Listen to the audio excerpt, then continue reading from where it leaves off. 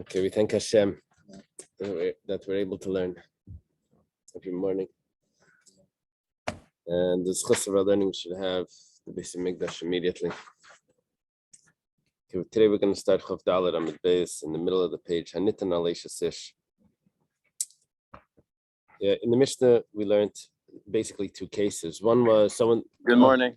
Good morning, Ramesha. I'm on my way again. Unbelievable. So in the Mishnah we have two cases. One case was someone that was suspected of living with a non-Jewish woman, and then she comes to convert. Right. So was he allowed to marry her? Well, we said he wasn't, and if he actually does marry her, then they're allowed to stay. B'diavad, right? They're allowed to stay married. The next case was someone that was suspected for committing adultery, living with a married woman, and then she gets divorced. Is he allowed to then marry her? So we said definitely not. And if he does marry her, they have to get divorced. This is much more severe. Well, he needs to divorce his real wife or marry the other one. No, this fellow that committed adultery with a married woman, regarding his own wife, regarding his own wife, if he was married or not, that doesn't have to do with this. It's only this new wife that he's trying to take in that could be problematic. So this is where we're going to start. It says Hanitan al Eishes Ish. If someone that's suspected of living with a married woman, so we say even if he already she got divorced and he marries her, they can't remain married. Rav says Ube'edim. We on Amud Aleph? No, 24b.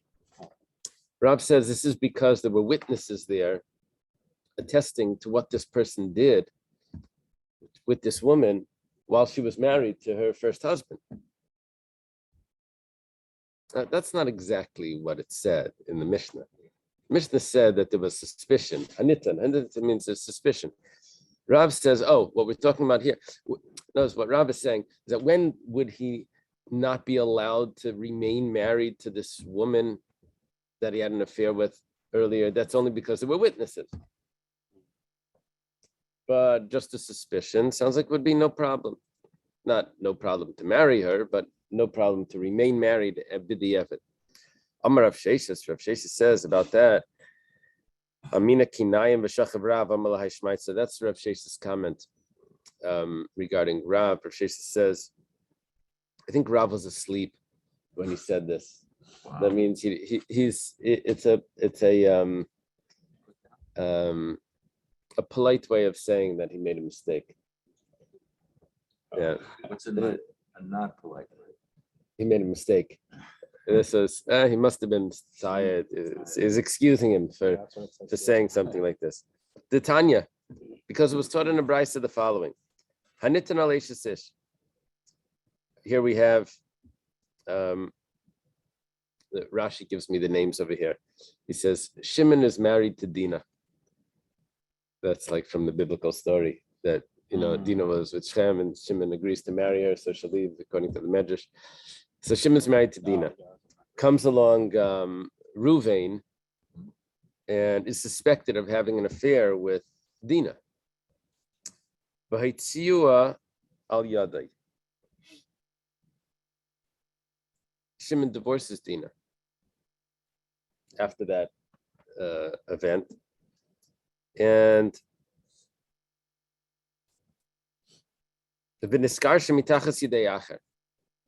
this is a very complicated woman here. She gets divorced from Shimon. She doesn't marry Ruvain. She goes and she marries someone else by the name of Nachshon. That's Rashi's example. Okay, she married someone else. So now she gets divorced from Nachshon. So imkanas Ruvain, if Ruvain then marries her, lo yaitzi, he doesn't need to divorce her. You hear the story? No, I don't. She doesn't marry the person that she was suspected of being with. She goes and she cleanses the story She she marries cl- Nachshon. by marrying a third party, Right. the marriage doesn't work, and then she ends up going back to the persons that she suspected of having this affair, Shimon? which No. was Ruvain. Reuven? Her husband was Shimon. So Now so she's on her divorces Shimon, third husband. Marries Nachshon, or Marries is just- Nachshon, Okay. And then where gets does divorced Reuven from come in? Nachshon, Gets divorced from Nachshon, and then goes to. and then goes to Ruvain, who was the suspected adulterer. Just suspected. Right. And So it's what a we loophole, pretty much. Yeah, it's so the rule over there was la yaitzi. He doesn't have to. Reuven doesn't have to divorce her. It sounds like because she sort of got cleansed by marrying at least the story again. Okay, the Gemara says Hechidami. What's the case? Ida ke'edim. Do we have witnesses to what occurred in that that scenario there when she was secluded with Ruvain? Do we have witnesses that say what happened? If we have witnesses, so so why does she get cleansed? Because she married someone else. I mean, the fact is, if there's witnesses that she was secluded with this fellow, This kind young gentleman. yeah, to Ruvain, then she never becomes permitted to him just because she married someone else in the middle. That doesn't help. She becomes prohibited to the Asura Labal, she's prohibited to her husband, Asura Labayel, she's prohibited to the adulterer. Uh-huh. And just because she married someone else in the middle, it doesn't help. Was Ella- that a Brisa, though? I'm sorry? That was a Brisa? Yeah, That's- I'm quoting that from other Gemara, that phrase, Asura Labal, Asura Labayel. Elalav, Delekain. Okay, so there's no witnesses. Aha. There's no witnesses. And what's the din? The din is that if she marries Nachshon in the middle, she can stay married to Ruvain afterwards. She's divorced from Nachshon and marries Ruvain, she can stay married. What's the reason why she's allowed to stay married to Ruvain? We're talking about that there was no witnesses that she sinned with Ruvain. It was just a rumor. She's allowed to stay married to Ruvain after she had married Nachshon and got divorced. Halav hachi mafkinan. But if she never married Nachshon, she just left Shimon, she gets divorced from Shimon, she ends up marrying Ruvain directly. It sounds like she needs to get divorced from Ruvain. Why does Rav tell me that she needs to get divorced from Ruvain? Because there were witnesses. We just proved that even without witnesses, she needs to get divorced. How do we prove that it's even without witnesses? Because if in our brisa there were witnesses, then why is she allowed to stay married after someone else was in between? There must be that there's no witnesses. And we're making an assumption here that the fact that she was married in between changes the halacha. But if she wouldn't get married in between, it's all an assumption. If she wouldn't get married in between, she would have to get divorced. It's a kasha on Rav. Amalach Rav. So Rav responds, you know what? She would be allowed to stay married to Ruvain, even if she never married a third party, she never married Nachshon. With or without witnesses in that case? There's no witnesses. And Rab would say she would be allowed to stay married. Yeah. So what is this marriage coming in? Right. What is this marriage coming in? The marriage to Nachshon, which seems to be changing the halacha. What do you call that? A red herring? That was but it distracts you from the main point. Is that the idea? Yeah, you think it's an important clue, but it's not. Uh-huh. Yeah, so The really, witnesses, you mean? The witnesses is the red herring? no. The fact that she had entered into marriage. Oh, If there weren't witnesses, right, we went down the wrong road. right. Yeah. So what about, what did they do about like the SOTA process? Oh. And everything? Was that? Yeah, they couldn't do that. could they? Yeah. Well, if he would have warned her before and then she's secluded, then she would become a saita and she would be forbidden. But here we're talking about probably witnesses that have witnessed the In whole. this case, there were no witnesses or something. Yeah, and if there were witnesses, we would be referring to witnesses that witnessed them actually together. Uh-huh. Okay. So what was going on with this second marriage? What was that? Rab has to explain that. Even if there was no other marriage, the same halacha would apply. They'd be allowed to stay married. Ruvain and Dina. If there were witnesses to what they did, then mafkinan. And if there's no witnesses, lay mafkinan. And this is what the Brisa was saying when it told us that story. But it's coming to tell us is that even though there was a marriage between Nachshon and Dina, which means that she wasn't really in love with Ruvain. See, I married Nachshon. See, nothing happened. So, but nevertheless, Ruvain is still not allowed to marry her. After the fact, she can stay married to Ruvain anyway. It's just saying that the lechatchila doesn't change because she marries Nachshon. Okay. So what is this definition of rumors then? If it's not witnesses, how do we define a rumor? Yeah. We'll say in a little bit. I don't know exactly. I don't have an understanding of it because by us it would be some blog somewhere. So we don't really have the same, that kids tape. I forget which one. When Zaidi was young, the way they would talk in the Lower East Side across the buildings. Mrs. Pitkin, there's they would yell from balcony to balcony and gossip. We'll see on the next Amud. Okay, so there's a little bit of a difficulty with this teretz because the Brisa didn't even tell me that he can't marry her. I mean, the words, those words are not even in the Brisa. The Brisa just says that they cannot remain married. Rav is telling me that the whole chiddush is a misstep in the Brisa. So it's not so like glatt. It's not so straight. Okay, Meisvei, the Gemara is a question on Rav. Rav says that the only time that this marriage between, we're using the example Ruvain and Dina, would be that they couldn't remain married, would only be if there were witnesses that Ruvain actually had an affair with Dina while she was married to Shimon. Meisvei, the Gemara is a question. When do we say that they need to get divorced? Kashein labanim. When she didn't have children. Okay, what's happening over here is that if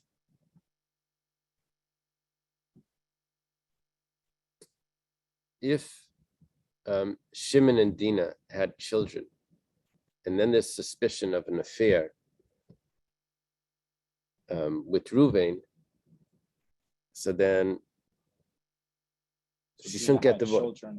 Shimon, and then the suspicion that Ruvain may be the real father there. So then they don't get divorced. When should they get divorced? If there's no children. Let's read this again. When should they get divorced? When Ruvain then marries Dina. That's if there's no children from Shimon. But if there were children from Shimon, if Shimon and Dina had children, then lay teitze. But it's their kids. It's not Ruvain's kids. Well, that's the problem. Oh. The problem is that if we say that Ruvain and Dina are not allowed to be married, and Ruvain now has to divorce Dina because of an affair that he had before with Dina when she was married to Shimon, then that's going to affect the children of Shimon, their validity, if they're legitimate, or maybe they're mamzerim. Oh, right. Yeah, it's a question. So when do we say that they need to get divorced, Ruvain and Dina? That's if Shimon and Dina didn't have children. So let's go. Right. But these children were Born while she was married to Shimon. So this is the legal assumption. Usually we say Rav Bilas Telem Babal, but we don't want to create Usually we say that even if a woman had an affair, we don't say that the children are not the husband's children. We assume that the husband is the father. Yeah, but nevertheless, we don't want to make that chashash on the children. So now let's go further. Vimbo edi tuma. However, if there were witnesses that she had an affair, then we don't care about children. If she had an affair, she has to get divorced. If there were no witnesses in the first place, who even knows if she had an affair to begin with? Oh, okay. So we're saying that there's two possibilities here. Either there's witnesses that she had an affair, or there's a rumor that she had an affair. Okay. So now again, we're talking about that she ended up getting divorced from her first husband after the rumors or after the witnesses, and she's now married to the guy that she was suspected with beforehand. Okay, and now we're saying that if there were children from the first husband, then she should not divorce this fellow that she's now married to, the suspected adulterer, because that would create questions on her children from her first husband. But if there were no children from the first husband, then she needs to get divorced from the second marriage from Reuven. Now, then the Brisa continues and it says, but if there were witnesses that she had an affair, then she needs to divorce the second husband regardless of if there's children or not. Okay, that makes sense. The only problem is, obviously, this discussion about her getting divorced from her second husband is without witnesses, because if there is witnesses, then she always needs to get divorced. But what we're seeing is that's only the case if they didn't have kids. yeah, but we're seeing that if they didn't have, Shimon and Dinah didn't have children, then even without witnesses, she cannot stay married to Reuven. It's Kashan Rav. Rav said that when does she need to get divorced from Reuven? Only if there were witnesses to the affair. But here we're seeing even without witnesses, she needs to get divorced from Reuven. Be careful because there could be false accusations. We'll see. We'll learn about that also. So the Gemara says, Rav Mukila Lamasnisim B'Yesh Labanim. The reason why Rav said that there's witnesses was because Rav was learning that the scenario of the Mishnah was that Shimon and Dinah had children. And then only if there were witnesses should Reuven divorce Dinah. Shimon and Dinah were married. Reuven has an affair with Dinah. Shimon divorces her. She marries Reuven. In case of the Mishnah, she needs to divorce Reuven. Why is that? That's because there were witnesses. That's because there were children. There were children in the first marriage, and there were witnesses. That's how Rav learns it. And there were witnesses to the affair. Okay. The Gemara asks, okay, what you said makes sense, but why? What's compelling you to say that's the case of the Mishnah? I could also say the case of the Mishnah is that there were no children with Shimon and Dinah, and there were no witnesses. And it would have been the same halacha. No children, no witnesses, just a rumor. Right. Reuven still has to divorce her. Right. So what's compelling Rav to learn the Mishnah one way over the other way if the halacha would be the same?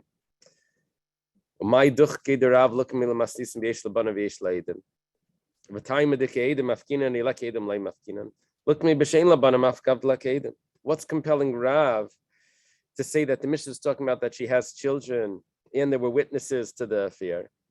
And only if there's witnesses does she need to get divorced. If there's no witnesses, then she doesn't need to now get divorced from Reuven. Let Rav just say that the Mishnah is talking about that there's no children and there's no witnesses. She still needs to get divorced. Okay. Amar Rava Masnisim Kashise. Rava says no. You have to say that's the pshat in the Mishnah. Because if you look carefully at the words of the Mishnah, it says, my area detani haitzi uha. Lisni haitzia. Haitziua means that they made her get divorced. They made her go out of the marriage. Haitzia means he divorced her. What does it mean, Haitziua? They made her divorce. It must have been that the Bezdin forced them to get divorced. Shimon and Dinah. Why did the Bezdin come in? Oh, the Bezdin would only tell them to get divorced if there were witnesses to the affair. So if there were none. If there But were still we're none, based in anyway, I guess, just then to try and the figure it Bezdin out. wouldn't force them to get divorced. If Shimon wanted to divorce, he would divorce it, but there were no witnesses. The Bezdin doesn't mix in Right. to say, by the way, I don't know about your wife. Doesn't get involved like that. Question mark. There's a big question mark. Okay. Now we have another pshat. Okay, so we said what's compelling Rav, because the language of the Mishnah Hitzur. Iba Yisema. We could also say that Hani Masnaisa Rebbehi. We had some brises over here that seem to tell us that Reuven needs to divorce Dina, even if there were no witnesses. Yeah, that's what it seems from the brisa. If there were no children, needs to divorce Dina, and it seemed like there were no witnesses. And he still needs to divorce her.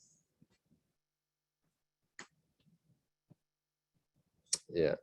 We were saying that Rav agreed to that. That was our first teretz. Now we're saying not necessary. We could say Hani Masnaisa Rebbehi. That's the opinion of Rebbe. Rebbe is much stricter than Rav. Rav is lenient. Rav says, when does Reuven need to divorce Dina? That's only if there were witnesses. Mhm. Now we're saying, we said that Rav would agree with that strict opinion if there were no children. He would need to divorce even without witnesses. Okay, now we're saying not necessarily that Rav maybe disagrees. He says, Hani Masnis Rebbe Detanya, Roichel, it's a peddler. Roichel Yoitze. The guy is coming home, he sees a peddler coming out of his house, of his bedroom. V'isha Chigeres Pesina, and he sees his wife putting on her clothing. That doesn't look good. Amar Rebbe, Hayel Mechura Davar Teitze. Rebbe says, that's disgusting. He should divorce her. He needs to divorce her. Right. What? Oh. This is the husband needs to divorce his wife because of what he walked in. He walked in as this fellow's leaving his bedroom, and his wife is putting on her clothing. Right. Okay. Roik Lamailam and Akila. He sees spit on his bed, or like above the bed frame or something. Akila was really like a netting that went over the bed. So how would the spit get there? Well, his wife must have been there laying on her back, and she must have spat up or on the side, and something was going on. This is very suspicious. So Amar Rebbe, Rebbe says, there's no witnesses to this, of course. This is just like highly suspicious. So Rebbe says you should divorce. He sees the shoes upside down under the bed. The Gemara is going to explain what this means. Well,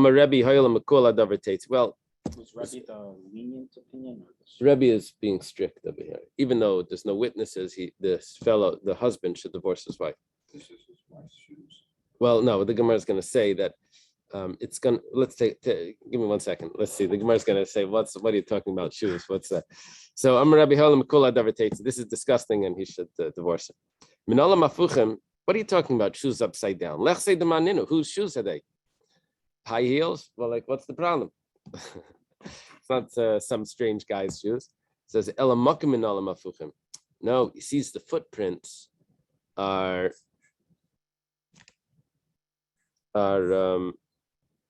were turned around, which sounds like maybe someone was trying to erase the footprints.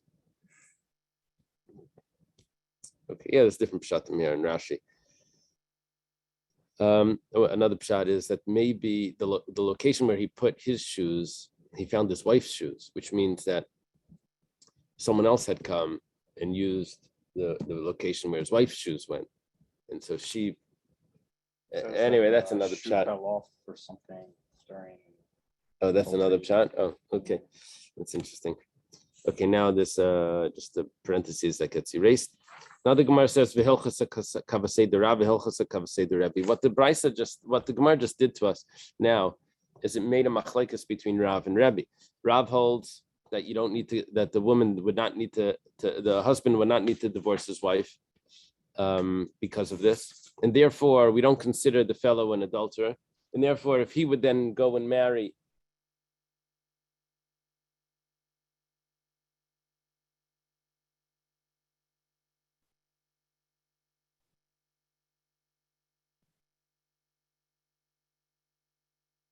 If he would then go and marry the woman that he's suspected of, he would not need to divorce her because there were no witnesses.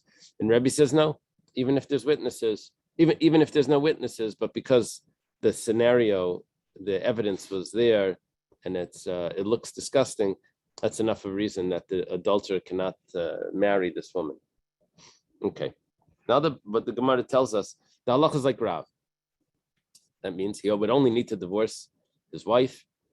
Let's say the new marriage would only need to get divorced, Ruvain and Dina, if there were witnesses.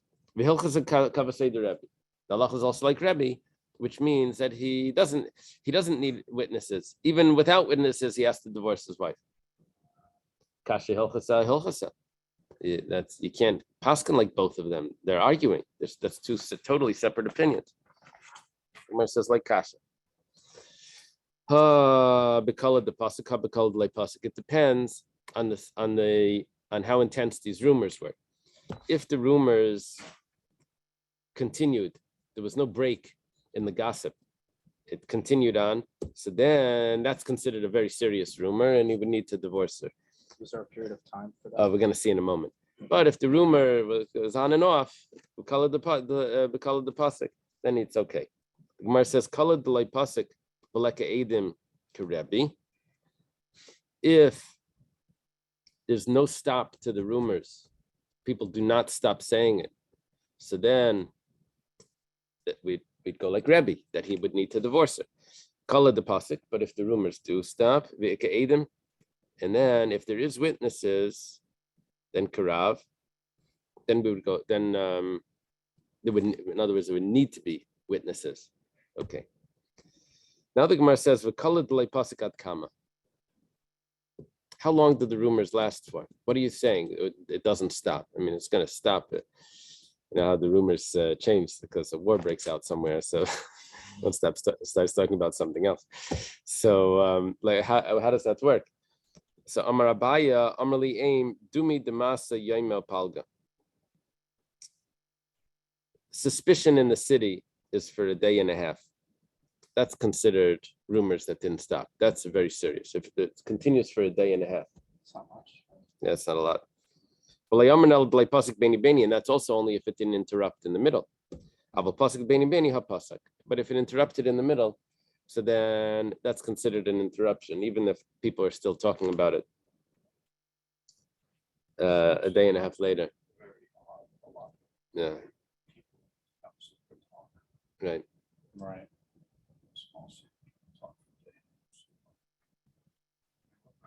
Right. I just don't understand the logic of this. Yeah, I don't have any comment.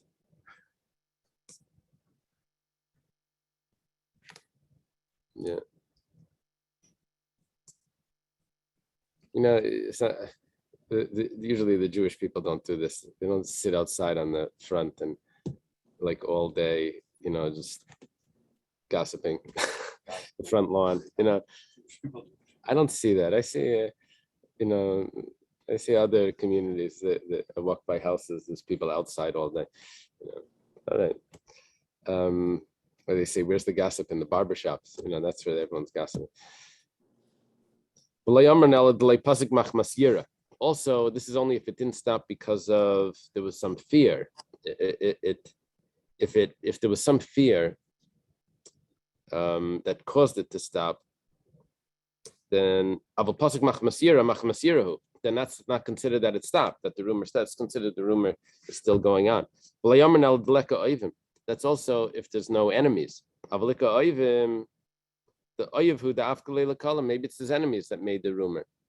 Enemies could do anything. They could, you know, say anything and mess anyone up. So that's not a that's meaningless. The rumors like that is not significant. Okay. Rabbi, I didn't understand that there was a contradiction between Rabbi and Rav. No, Rav there's a basically. Oh, okay. contradiction in the psak. We can't paskin like Rebbe and paskin like Rav. Rebbe held that even without witnesses, they would need to get divorced. And Rav said only with witnesses would they need to get divorced. But that's only if they had children. How Oh, would in the Rav first hold it? answer, That we was said that regardless. Rav agreed to Rebbe that if there were children, then it would only be witnesses. Without children, then even without witnesses. Right. The second answer, there was no difference, children or not. Only if with witnesses would you need to get divorced. So what was that thing without children that they need to get divorced if they're even without witnesses? That was only Rebbe's opinion. Rav doesn't hold of that. So then we say, okay, we paskin like Rav and we paskin like Rebbe. So how does that work? Can't paskin like both of them if there's really a machlekes there. So yeah, I guess this is following either Rav has another source or maybe Rav Tanu Palig, because Rav can really argue on Tanaim also. But or maybe there was another source that argues on Rebbe and Rav is following that other source. Okay. The way we resolved that contradiction in halacha was we said it depends if the rumors stop. Okay, Tanan Hassam, it was taught over there. Someone divorces his wife because of a bad name. There's rumors. And that's all? Just rumors? Like Yeah, if he divorced her because of rumors, unfounded then- rumors or pretty much just it doesn't tell us. accusations? Yeah, just some sort of accusation.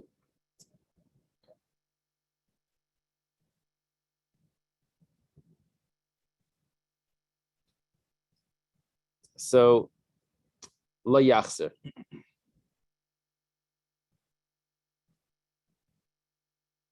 He should not remarry her.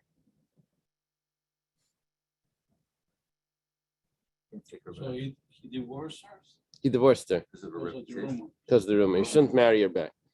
Now, the concern here is that it's possible that she then goes and marries someone else. And he may say, if he would marry her back,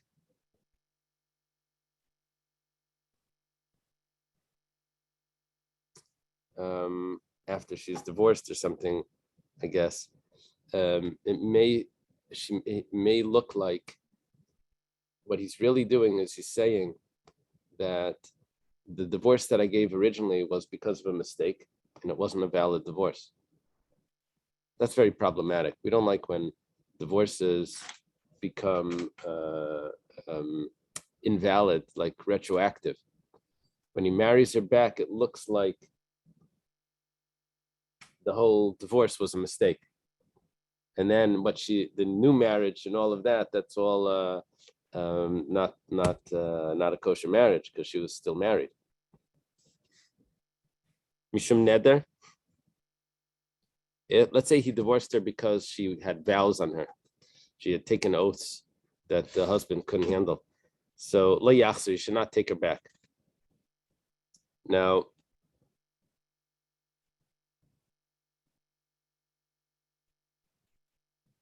and the reason for this is the same. Because the husband would say that if I would have known that I can get rid of the oaths, the vows by going to a chacham, I never would have divorced her. What does that mean? That the children that she has with the second husband are really illegitimate because she's really still married because he said that that whole divorce was based on a false assumption. That's the problem.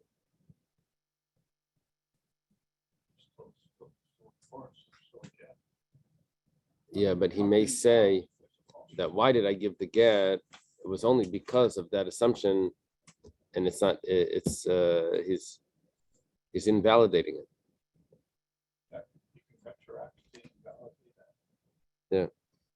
What we do today, if someone comes for a get, we make them make a statement that anything that there's no conditions, there's no they're doing it out of their own free will, that there's nothing, no strings attached in any way. They have to read a document that they can never claim that they're doing it because of some reason that could find out later that wasn't accurate. Okay. Shalach le Rava Barhuna, Rabba Barhuna, Rabba Bar Rav Huna, it says, le Rabba Bar Rav Nachman. Rabba, the son of Rav Huna, sends to the Rabba, the son of Rav Nachman. Yilamdeinu Rabbeinu. Teach us, our teacher. Kanas Ma'oshi Yaitzi. You said that the husband should not marry her back because that's a problem. That could be problematic for the get. So, but let's say he does. Is he allowed to remain married to her? So, Amar Le Tanina, Rabbi Bar Rav Nachman says, we have a Mishnah. Hanitan aleishus ish, v'yitzir mitachas yadei, afal pi shekanas yaitzi.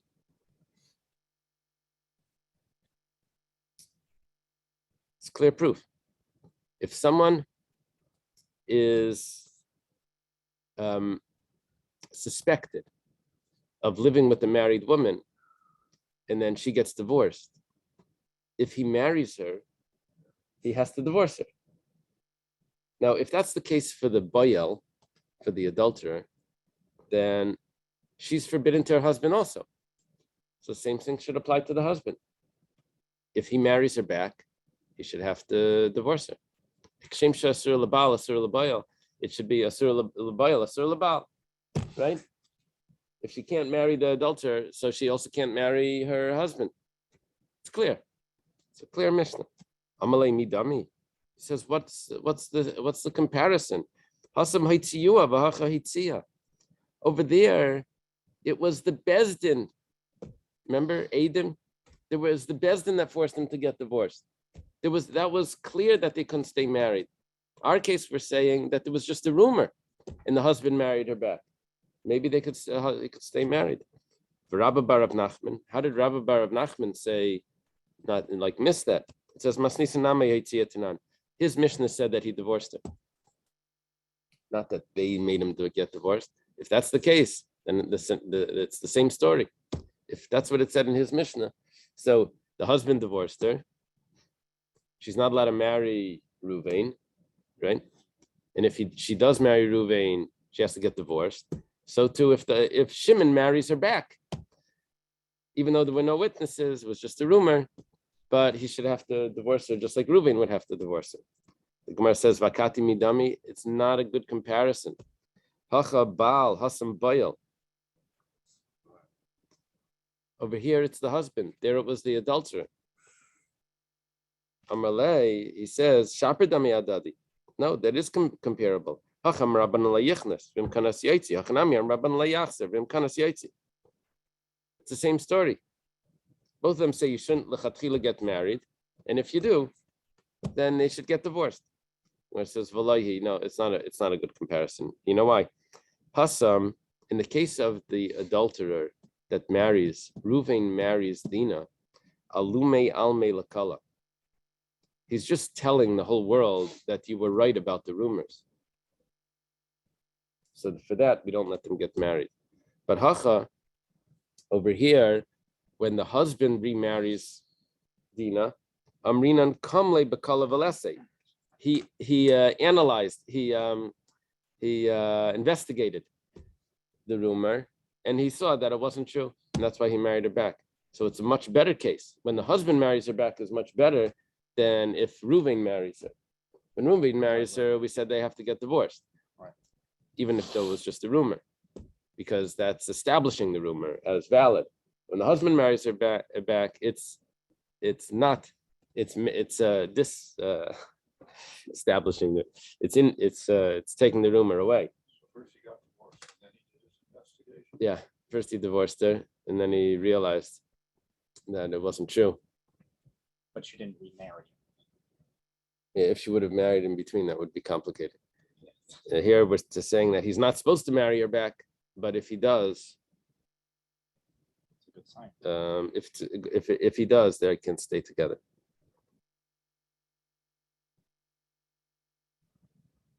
Okay. Or on the Mishnah. They never get to get. They never divorce. And she wants it and he doesn't want to give it. No. They just don't get the get. Yeah. There's two issues with that.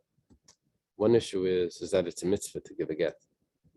The other issue is that if she would live with someone, she'd be considered adultery, which is very serious. Yeah. Yeah. If they're not kayanim, oh, so maybe he never was 100% sure he wanted to divorce her, because if he's a kayan and he divorced her, he can never take her back. So maybe he didn't want to do that. I don't know. Separate. They separated and they never got a get. Yeah. Okay. Doesn't sound right. These are unfortunately not uncommon situations. Right. Today, they often arise out of a situation where a woman is waiting for a get. She says, her husband goes off and does whatever he wants. Right. Now she's waiting for a get. She says to herself, my whole life alone. I'm stating something. Right. Sad. Right. Whispered in the Jewish press, the list of the People that didn't give again. they don't want to get. Yeah. Okay. Next Mishnah. Hamevi get mi Medina Sayyam. This is very interesting. Very interesting. This little piece here. Someone brings a get from overseas. Now, when he brings a get from overseas, he has to make a statement. He says, "B'fani neftam, b'fani neftam." I saw the get being written. I saw the get being signed. Why does he have to say that? Either because we don't recognize this, the signatures could be forged, and he has to testify, or maybe they didn't do it correctly, and the Besdin wants to be able to say, did they say that they're doing it lishma? Were you there at the time? They want to ask follow-up questions, so that if he was there at the time, then they can ask those follow-up questions. So, okay, that always happens. There's always people bringing a get from some other country. What's the big deal? Lo yises ishtei. He's not allowed to marry the woman that he was just the cause of her divorce. The shliach cannot go and marry that woman. The new, as he's handing her the get that I'm an agent from your husband, you can't say, by the way, if you're looking for a shidduch, here's my card. You can't do that. Let's say if he comes and he says, Mace, that this woman's husband died, haragtiv, I killed him. That's testimony that she's not married anymore. Or haragnu, or we killed him. So lo yises ishta, he's not allowed to marry that woman. Yeah. Rabbi Yehuda says, well, it's not so simple. It's, according to him, it's actually worse than that. Haragtiv, leitina seyishte. If he says, I killed him, not only is he not allowed to marry the woman, but the woman's not allowed to get married. Wait, if this guy To anyone. killed this woman's Husband. husband, Yeah. she can't marry. So he definitely, according to everyone, the murderer Yeah. and the witness to the murder is also the witness to the murder. He cannot marry the woman. She paid him. To kill off the husband, first husband. So Yeah, but if he's the only one that has that information that he's dead, right. so then he can't marry this woman. Rabbi Yehuda comes along and says, not only is he not allowed to marry this woman, but no one's allowed to marry this woman. How could you believe a murderer that the husband's dead. How do you know he's a murderer? Well, according to it's a catch. If he's a murderer, they can't believe him. So. We'll see. There's no Yeah. witnesses. We'll see. There's women's witnesses. So, that's the reason why we can't believe him. Can't incriminate himself. I guess this can only occur because this is one of the exceptions in 280. Right. Haragno. However, Rabbi Yehuda does agree that if he says we killed him, that Tinase Ishtai, that the woman could get married to someone else. Still, he has the problem. He cannot marry her. Okay. It's the we. Yeah. Yeah, yeah, some Colleagues. some gang. Belongs to a gang. Taima, what's the reason? The reason why the shliach is not allowed to marry the woman is because we're relying entirely on the shliach. But if it's in Eretz Yisrael itself, we're not relying on him. Someone that brings a get in Eretz Yisrael, we just take a look at the document. It looks good. Gets married. Doesn't have to do with the testimony of the shliach. Then the shliach is allowed to marry the woman. Yeah. The usually what happens is in the Bezdin usually has a secretary, a Safra Dedaina, administrator. So usually what happens is if a get comes from anywhere in the world, so it comes by mail. So a husband somewhere in France, let's say, divorces his wife in Miami. So he goes to the Bezdin in France, says, I want to divorce my wife. She's in Miami. He instructs the witnesses and the cipher to write the get, to sign the get, and then they put it in the mail, and it shows up in Miami.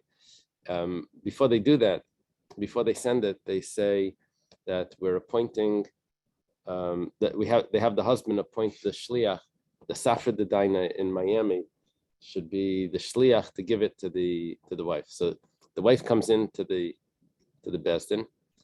The Safra Dedaina is holding the FedEx envelope with a get in it, and he says, "I'm a shliach from your husband, and this is your get."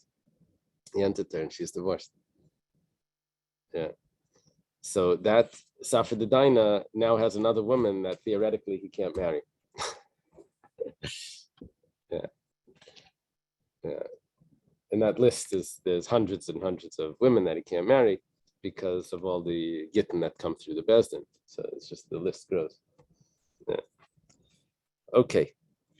He doesn't care. He's happily married. Doesn't need, how many wives can he have? Okay. So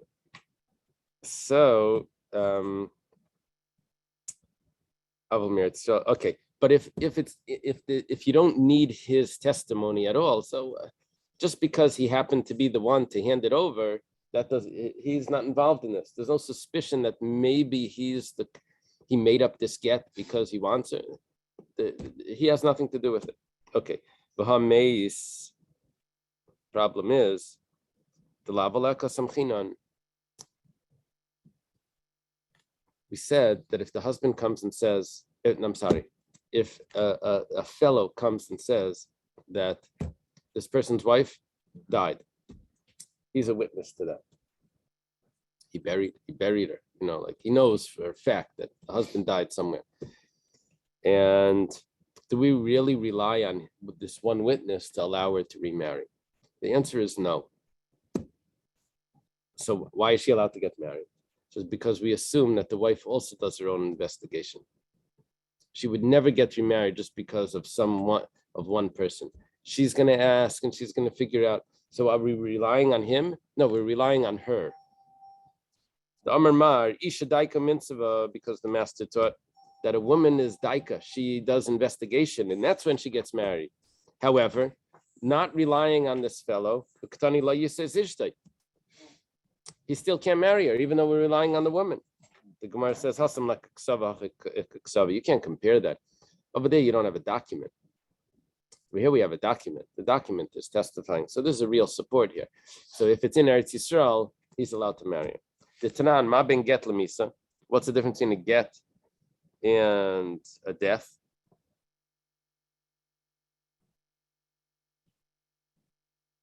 In other words, there are certain women, there are certain people that aren't trusted to say that the husband died, but they're still trusted to bring a get. What's the difference? He says, well, there's a document. The document is enough of a support. Okay.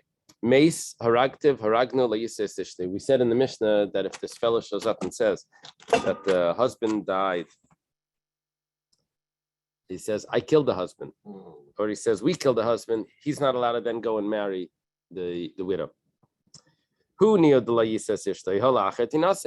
not allowed to marry, but the woman can marry someone else. 1 second. Rav Yosef has a statement like this. Pliny Ravani La'insi. He claims that someone, Ravani is sodomy. Someone lived with him, another man lived with him. La'insi, he like raped him. So, Huva Achim Mitztar from the Hargai. If there's one more witness to this, then the victim and the other witness is enough to have the death penalty. According to Torah law, there's a death penalty for that if there's witnesses. So enough to have the death penalty on the accused. Who's the witness to this? The victim himself. Well, it's a male. It's a homosexual relationship. Oh, But who is accusing? Victim or The victim is accusing the other one? the fellow, and then there's a witness, one witness to it, and those two can combine to be the two witnesses that the Torah requires. The Torah requires two witnesses. However, let's say the victim, he says, I'm not such a victim. He says, Lirtzaini, I actually wanted it. wow. He's accusing himself now. So Rashahu, he's wicked. You can't trust a witness like that. They don't combine. So now the problem here is, how do you say that when a fellow shows up and says, I killed him, that you trust him? We don't even trust in another case where the guy says that he was sodomized, that you don't trust him. We have an answer. Maybe we'll say that in order to allow a woman to remarry, Why don't you trust though? Because he's wicked, and therefore you don't trust wicked people. according to Torah law, a witness needs to be kosher. He has to be of certain standards who we accept as a witness. He doesn't qualify. But if someone incriminates themselves, you can't go off that evidence. No, actually, it's worse. We don't even trust people to incriminate themselves. Yeah. That's different than just Actually, and regular law. what's the basis in American law? The person can plead the fifth, Right. but if he doesn't plead the fifth, he could self-incriminate. And he could get a lesser sentence. Yeah, in Torah law, there's no such. He doesn't need to plead the fifth. We don't believe him anyway. Yeah, if it's that sort of, it's sort of like criminal, a violation case. He could always admit that he owes money. So I admit it was me. I took the money from the whatever. When it comes to that, yeah, I took the cookie. I chopped down the cherry tree. He could always admit if there's a monetary, because Heidas Baldin Kamei Edim Dami. How does that work? A famous discussion in the Ketzais. If it's considered a gift or if it's considered that he actually owes it, whatever the case is. But when it comes to violations, we don't say. There's no concept of self. Right. It's. I think in American law, the reason why we can't have we allow them to plead the fifth is because they would force people into admitting to things that really had no. Find out that it totally wasn't. They admitted because they were forced, They still do and they that, weren't even. in secular It wasn't law, even true. People that get pressured to. Right. Now they have the plea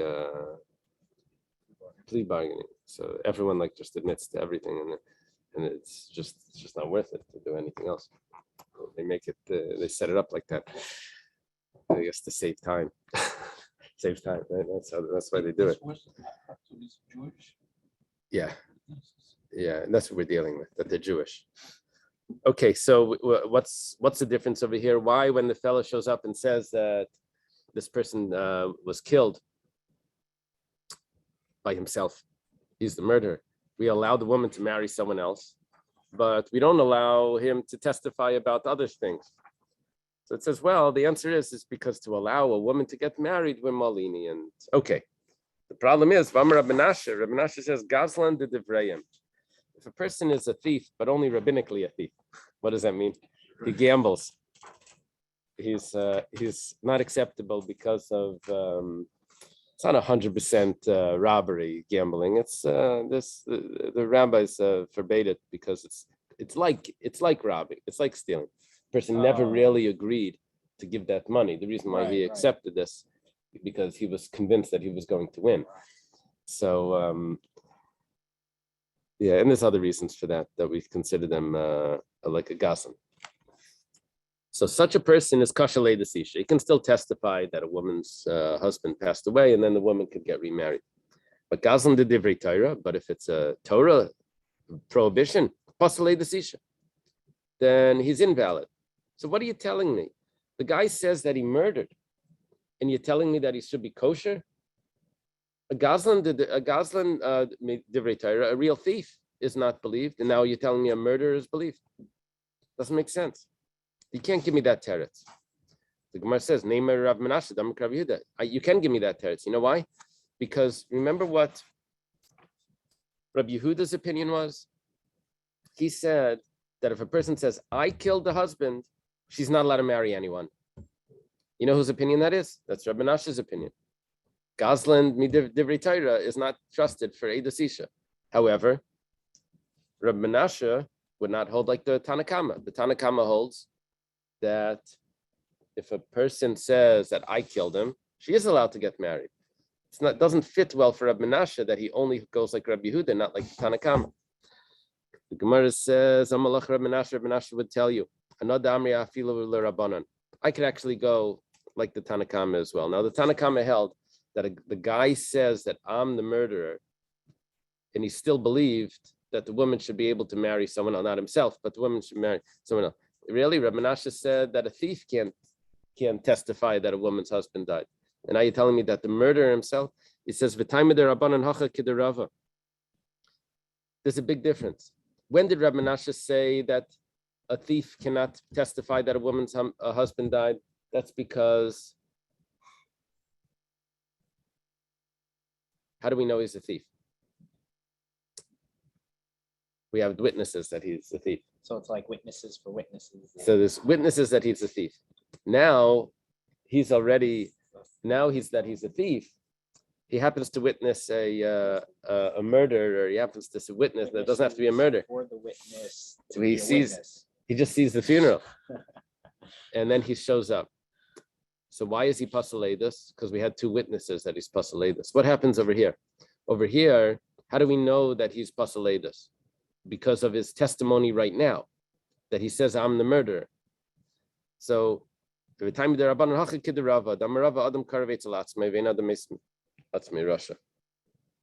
has an interesting opinion. Rava holds, he argues with Rabbi Yosef. Rabbi Yosef before said that if a person says that he was sodomized, and he says that it wasn't rape, so he said that he is not believed to testify together with someone else. That was Rabbi Yosef's view. Rava says, no, he is believed. He's not believed regarding himself. He's only believed regarding the other person. This is called Palginan Dibura. We believe half of what you said. We only believe the half that's not relevant to you. The part that's relevant to the person himself, that we can't believe. So Rava said, now according to this, the person claims that the husband died and I'm the murderer. Husband was killed and I'm the murderer. So we say, according to Rava, We believe that he's dead. We just don't believe that he's the murderer. And now it's one witness. The woman can remarry.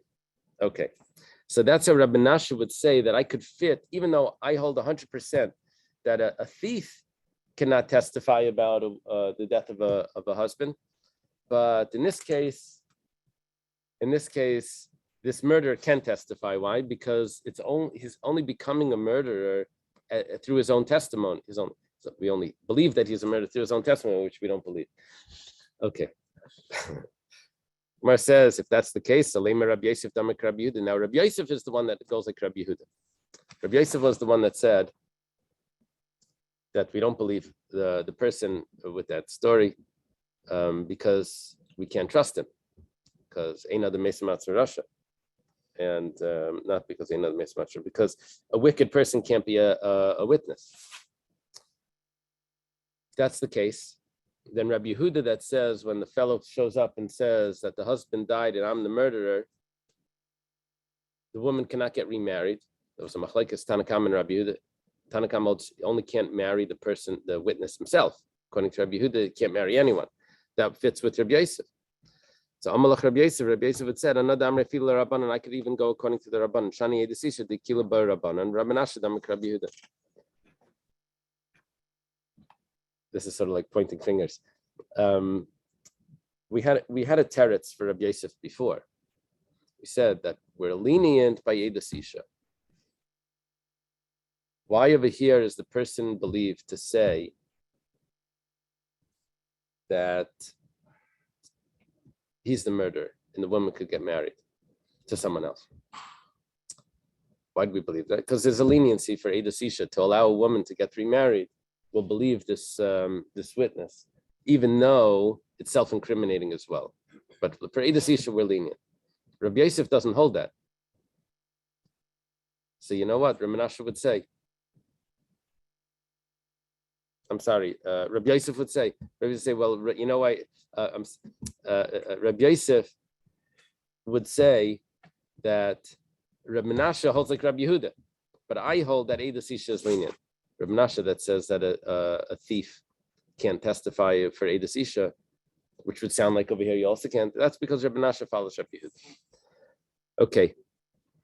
Now the Gemara says, Haragtiv haragnu tinase.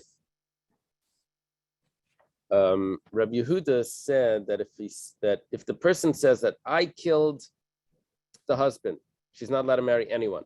But if he says we killed the husband, then she is allowed to marry. Maishna haragtiv, maisha haragnu. What's the difference if he said I killed or we killed? In both cases, he's a bad guy, right?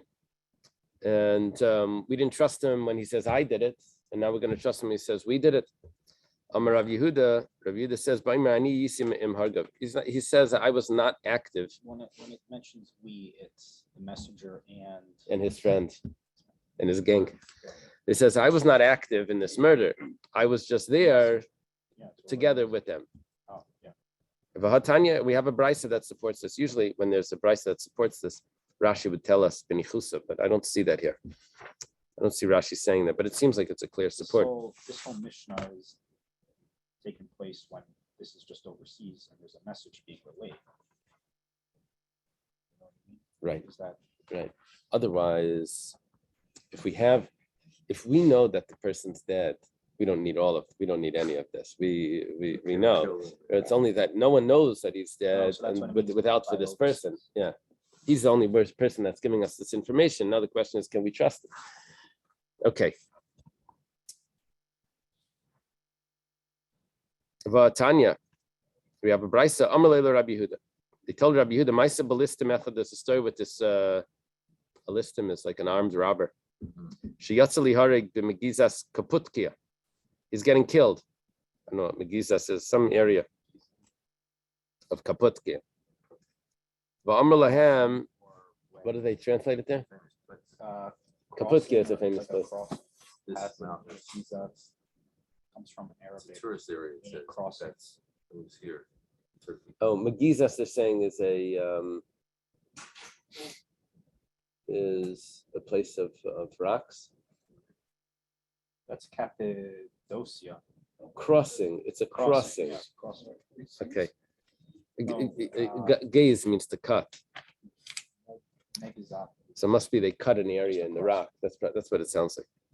Okay. He says that he's being brought out to be killed. Shimon ben Kohen. That's an old way of saying Shimon HaKohen. Go tell to the wife of Shimon the Kohen, Ani aragti esbaila b'knisasi lelud, that I killed her husband. She could get remarried. On my way into Lud, I killed him over there. And some say that what he actually said was on his way, on the husband's way into Lud, he killed him. Either way, it's at the entrance to Lud. They believed him, and they married. They let his wife get married. It's a proof against Rabbi Yehuda. The guy himself testified, and they let his wife get married. The murderer himself testified. Amalahem Misham Raya. Rabbi Yehuda says that's not a real proof. That's the story that I was saying. That's the story where he says, I didn't do it. It was my gang. I was just there. Gemara says, Valistim Ktani. But you said he was an armed robber. He says, yeah, Shenitvas al Yedei Listas. He was arrested because he was with the group of the robbers. A safe flight from Moshe. What do you mean? But they bring him to be killed. We don't do that just because someone was around when something was going on. We don't arrest the whole crowd, right?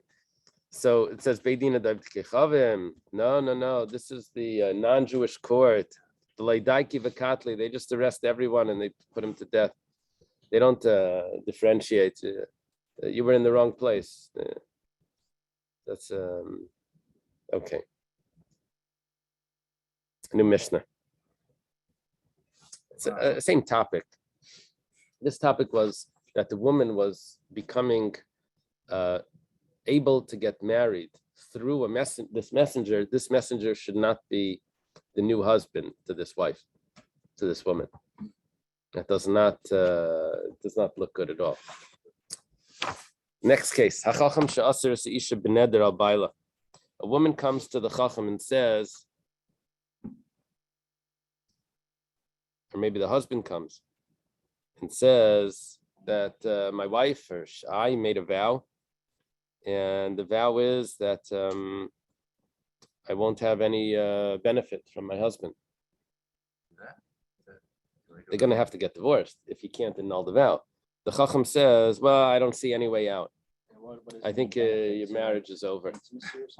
Yeah. Self-divorce. So, Hareza lo yisena. The Chacham is now not allowed to go marry this woman. Yeah. Let's say it was a young girl that did miyun. Miyun means that she rejects the husband that was chosen by her brothers for her. And when she's a young girl and she rejects him. So that would have to be done in front of a beis din. So if the rabbi at the beis din says that he wants to marry her afterwards, so you say, Ena, that's not a problem. That's three people. We don't have a concern if there's a three people that this whole thing was like a conspiracy, that this was orchestrated. If it's one person, then we suspect everything. And if it's three people, we don't suspect anything. Yeah. Another example here was if chalitza was performed in front of him, the yavam came and instead of doing the yibam, he does chalitza. He says, I don't want to marry this woman. Now over there's going to be a beis din that the chalitza is being done in front of him. Now the rabbi at the beis din decides to marry her. So do we say that he orchestrated this? No, because there's three people. It's a whole like a jury. Okay. We said over here that if the Chacham says that the woman cannot annul the vow, he's not allowed to then go and marry this woman. Ha hitira, the Gemara says, let's say he does annul the vow. You say, Anna. Then let's say they get divorced even nevertheless. He's allowed to marry her. It's no chashad. He didn't do anything wrong, right? He helped the marriage. He didn't break the marriage, right? So he's allowed to marry the woman. The Maya Skinim, but what's the case? If we're dealing with one person, there's one chacham there. Can one rabbi take away a vow? You need to have three people. V'amar Rav, Amar Abchi. No, that doesn't make sense. The name, something's funny there. Let's skip that. Let's skip the Rav Amar. V'amar Abchi Baravin Amar Rav Amram. Rav Chia Baravin says in the name of Rav Amram, Tana Hataras Nadarim B'Shleisha. Seeing these stars, I don't know what they're going to do.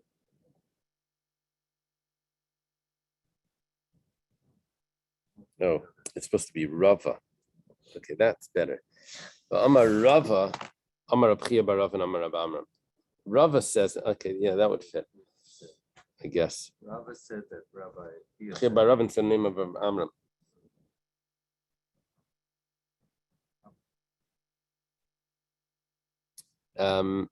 That you need three people to annul a vow. So what are you telling me? This whole thing, you don't have a problem anyway. This whole discussion is is a mute point. Why is it if there's three people there, then why is it usher? No, it's a problem. Bela betlasa. So then there's three people there. So it says michashidi.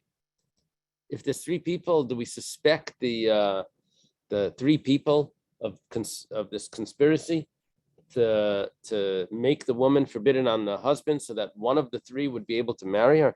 But we said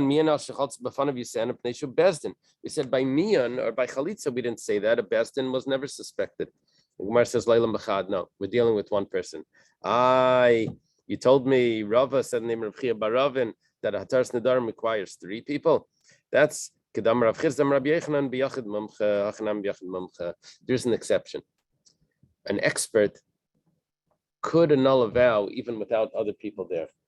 And if that's the case, then this would be problematic in the case of a woman that would need to get divorced from her husband. We would suspect that we don't want to create a suspicion, so we don't allow them to get married. Let's say she rejects the husband or she gets chalitza. So we said it's not a problem for any of those rabbis to marry the woman. Time of the bezdin, because there's a bezdin there. Habitray. Let's say it wasn't a bezdin. Let's say it was only two people. Loi, probably not, because the Mishnah said clearly because of a bezdin. It says,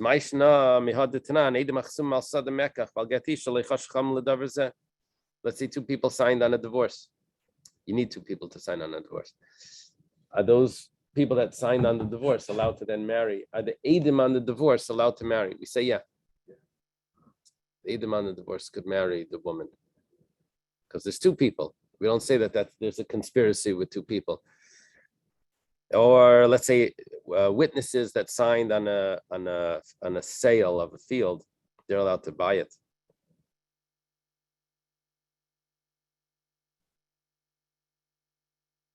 Yeah.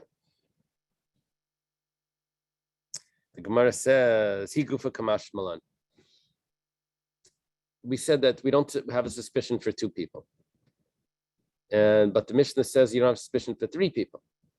But if you don't have a suspicion for two people, then of course you don't. Why does it have to say three people? It says no. The chiddush is lafukim imanda amar miyan b'fnei shtayim kamash malan miyan b'gimel. What it's really telling me is that I need a bezdin of three to do miyan. She doesn't, miyan is she rejects her husband. She doesn't have a get, but she still has to do that rejection in front of a bezdin.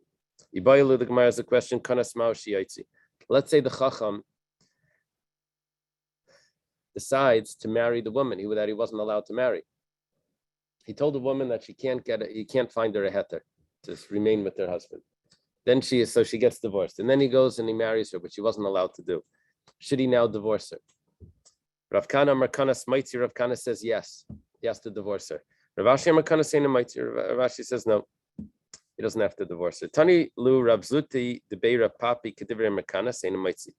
There was a brisa that was taught in the yeshiva of Rav Papi that he doesn't need to divorce her. Supports Rav Ashi's view. The chacham is allowed to stay married. Amalu Rabbanan Rav Ashi Gemara Yisvar the students told to Rav Ashi, where do you get this halacha that the chacham doesn't need to divorce the woman? Is that tradition? Did you receive that from your teachers, or is that just logic? Amla Masnisi says it's a mishnah. Hanitin mishivcha b'nishtachra, someone that's suspected of having a relationship with a maidservant, and then the maidservant gets released, redeemed. Maybe this covenant gaira, or a non-Jewish woman, and then she converts. He's not supposed to marry her. Vim kanas, but if he does marry her, ein maitzi, they're allowed to remain married. Alma bernan alei mafkina, achanami bernan alei mafkina. Just because of people's talking, that's not a reason to break the marriage. It's just rumors.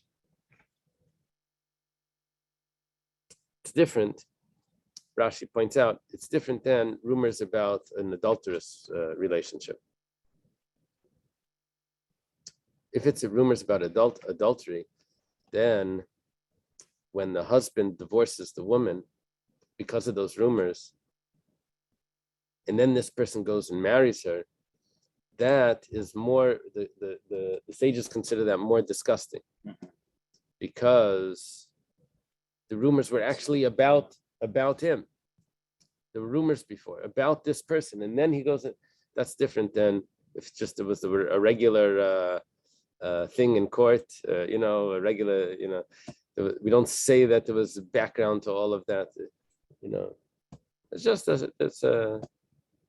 it's interesting that took place, but that's not like intensifying a rumor and all of that. Okay. Let's say the chacham that the woman comes in front of and says that I made a vow, I need to get rid of this vow. I took a vow that I can't have any benefit from my husband. And the chacham says, I'm sorry, I don't see any help. It's not going to work. Let's say the chacham has his own wife. But the wife died. And the same thing would apply to the person that brought the get, or the person that testified that the husband, all of them were married, happily married. So in such a case, if the wives die, they're allowed to go back in their files of who came to the best and asking about questions about Nidarim. Let me see. So he goes, he checks in the files. He says, okay, now he's allowed to marry her. At that point, there was no suspicion.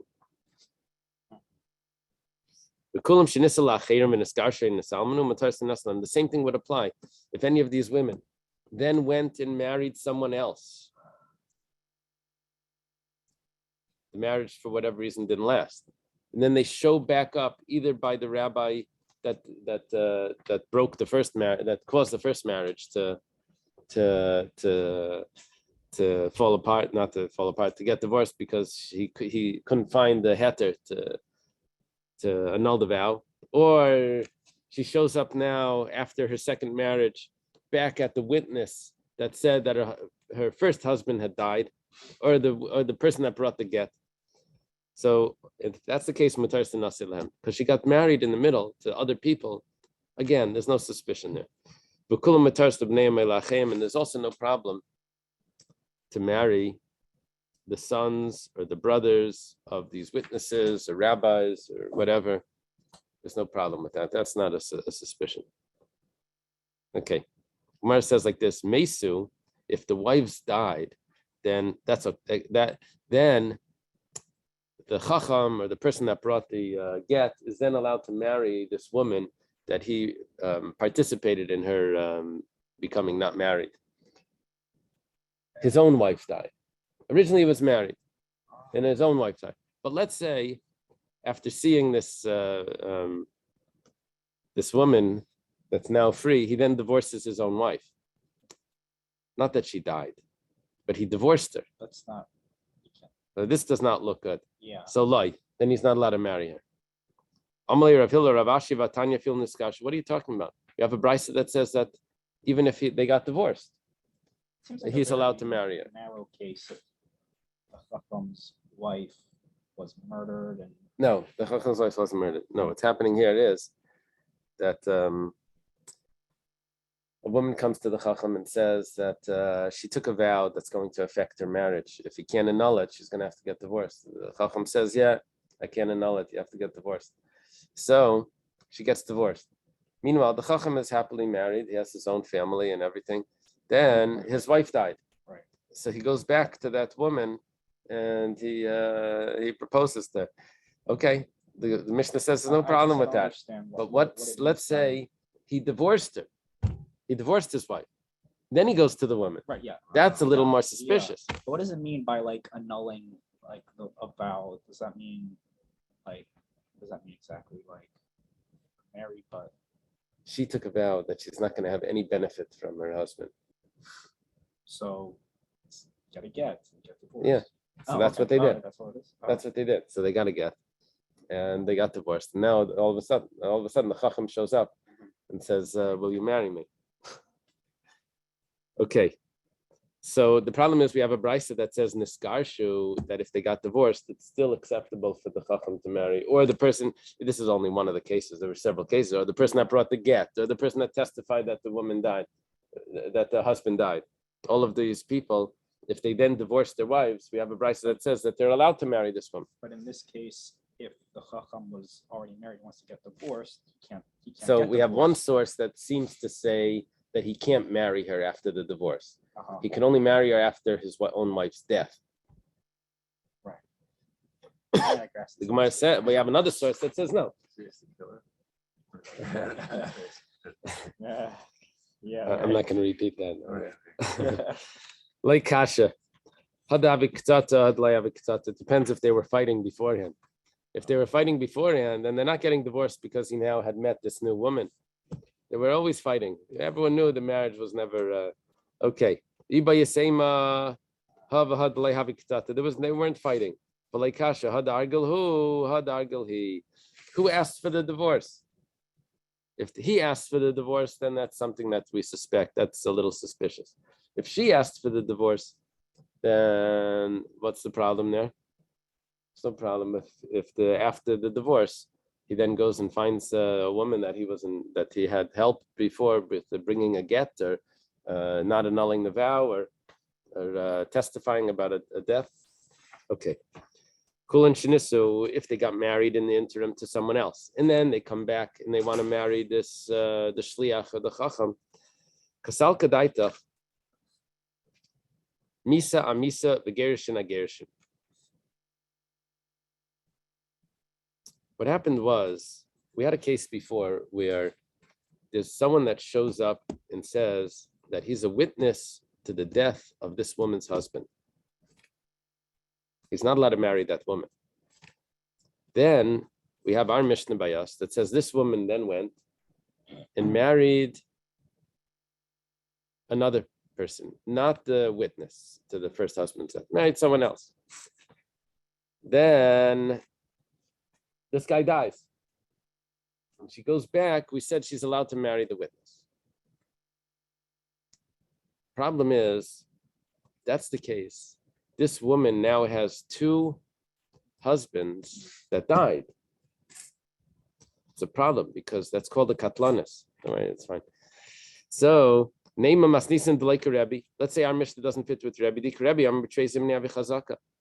holds that a chazaka, something that becomes like an assumption that it's going to continue like that, happens with 2 times, not with 3 times. Reb Shimon ben Gamliel held that it happened with 3. Usually we say 3 times is a chazaka. Rebbe holds that it's 2 times. And our Mishnah seems to say that this woman had 2 husbands that died, and she's allowed to marry a 3rd one. Sounds like it's not like Rebbe. Actually, it turns out that we go like Rebbe regarding Misa. We hold that 2 deaths is problematic, unless they died from different causes. Okay. The Gemara says like Misa Gerishin Gerishin Misa. No, you don't have to say that. You don't have to say that it's 2 deaths. You could say that in the first case, what happened at first was he testified to the death of her first husband. Then she gets married. Not the husband dies. The husband got divorced. Now she wants the husband divorced her. Now she wants to go back to the witness of the first husband's death and marry him. That's fine. How many deaths were there? There was only one. It's not. There's no right. The first husband that died. The second. What happened to her second husband? He divorced her. So you don't have one time of each. Doesn't tell me anything. Okay. Everyone is permissible to the sons or to the brothers of the witness, the chacham, whatever. It's only the person himself that would be problematic. What's the difference from what it says? You have a brisa, it's supposed to be the Tanya. You have a brisa that if someone is suspected of having a relationship with a woman, a married woman, he's not allowed to marry this woman's mother, sister, or daughter. What's the problem? The problem is that we suspect that he's marrying her, and there's going to be many opportunities now for him to continue that relationship with the woman that he's suspected of having a relationship with. Why? Because they're going to be always visiting. The daughter's going to visit the mother's going to visit the daughter, or sister, and that we don't want that. The Gemara says, well, over there it's different. Women are always going to visit each other. However, we're not concerned that the chacham is going to show up at his brother's house with a woman that he helped, that he facilitated her divorce. We're not concerned about it, or the shliach, because men don't visit the men the same way that women visit women. Inami, another teretz, nashid layasran shchivasana adadi lekapti adadi. If the mother shows up, if the mother shows up, the woman that was suspected of having a relationship with her husband, it's not going to affect the wife. The wife is still going to be able to stay married to this man. So she's not going to be so particular about what's going on. It's not going to affect, okay, the husband has other relationships, and this doesn't affect her marriage. However, Gavri doesn't. However, if the brother shows up and he was the messenger that brought the get, and he's suspected of, or he's the one that testified that this woman's husband's died, marries, and then she marries this fellow's brother, so that's not a problem. Because if the witness is going to then have a relationship with the wife, it's going to affect his own marriage. So he's going to be careful not to let that happen. So why do you only say that he can marry the son or the brother, but we didn't say he can marry the father? It says, "Let me buy kamer. Let me buy of the buzzes, banamine, of a benai buzzes, of mine, emalai kamash malan." Say like this, that it doesn't, that it's for sure the father would be permissible. Yeah. Because the person would never have do something wrong in front of his father. Okay, let's leave it over here. I don't know. Okay.